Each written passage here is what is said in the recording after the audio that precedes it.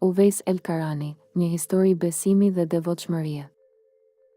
A e dini se kush ishte Uwejs el-Karani, ai njeri i panjohur në tokë, por i njohur në qiell?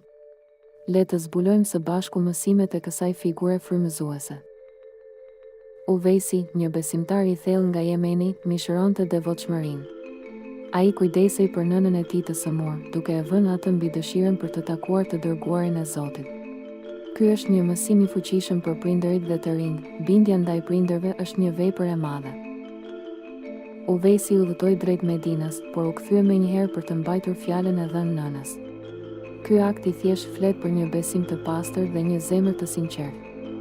Ai na mëson se vlera jon nuk matet me famë, por me dashurinë e Zotit. Historia e Uwejsit na sfidon të reflektojmë mbi vlerat tona. A jemi më të shqetësuar për famën toksore apo për dashurinë e Zotit? Le të diskutojmë këtë në familjet tona dhe të mësojmë nga shembulli i Uwejsit.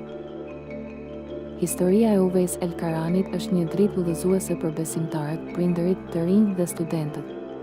Ajo na kujton se të jesh i panjohur për botën, por i dashur për Zotin, është më e madhe se çdo lavdi toksore.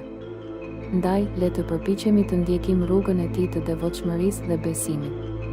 Ndani këtë histori me të tjerët dhe diskutoni mësimet e saj në familjet tuaja.